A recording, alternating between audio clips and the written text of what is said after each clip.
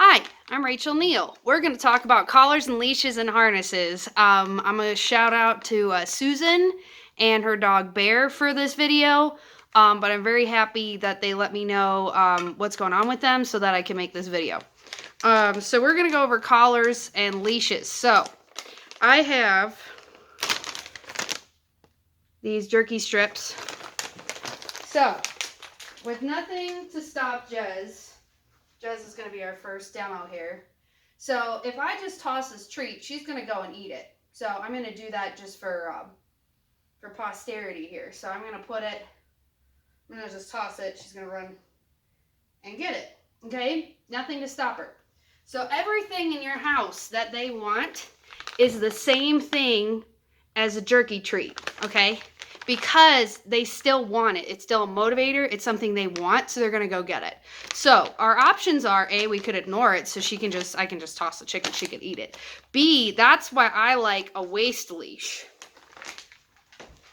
So now let's do the same thing, but with a waist leash. Okay? Now there's the attach that goes to your dog, and then there is the waist part that goes around your waist itself. Now, why I like these, the argument for these is that when I'm not paying attention, this will still hold my dog on me.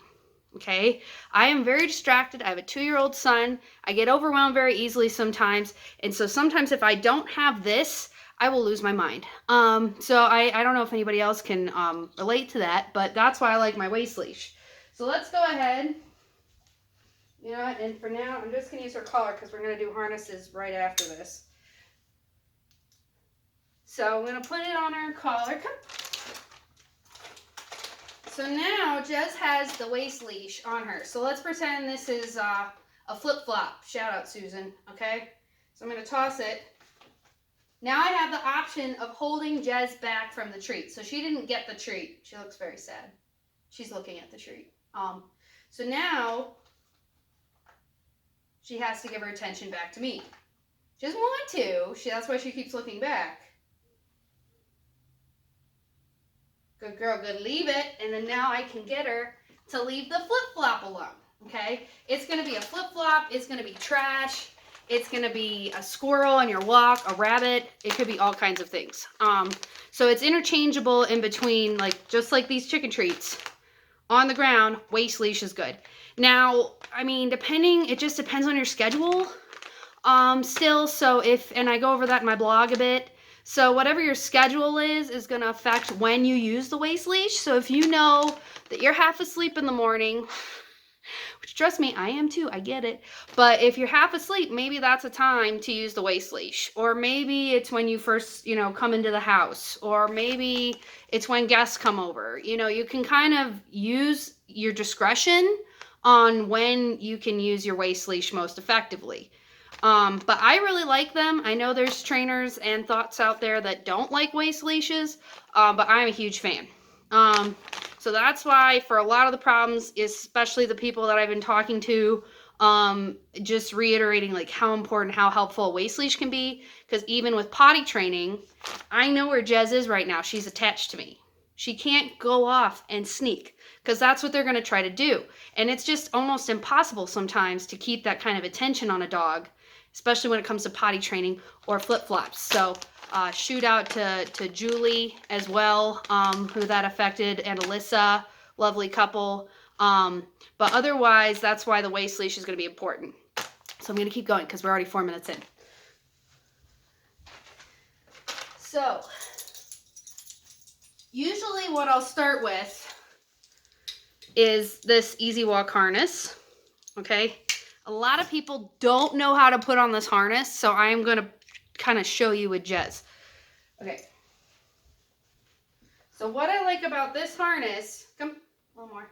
So this neck part is going to go over her neck. It even has a separate disconnect that I can put around her neck. Like that. So the purple is just around her neck, and the black goes up under on her belly. Okay? So now we're going to do the same chicken thing. So you can choose to have the house, but keep in mind when you have a harness on in the house, there are teething puppies that will chew and destroy the harnesses, and they are just a little too expensive to be doing that. So now we're going to do the chicken test again. So I'm going to toss this a little farther out. And then see how the harness just pulled. I don't know if you could see that on the camera, but it just pulled. Good, leave it. Good, leave it. And then I'm going to pick up whatever it is, okay? So that's the other way that the harness, just like on a walk, you do the same things in the house. And that's just my personal style. I know it's not everybody's. You don't have to do it. If you don't like this, you don't have to watch it. There's plenty to do on the internet besides me. So yeah, so that's why I like waist leashes. That's why I prefer the Easy Walk harness. The other ones that you can, I do train up to them later, but I don't recommend people start with them. This is a regular collar, okay? But she could slip out of this.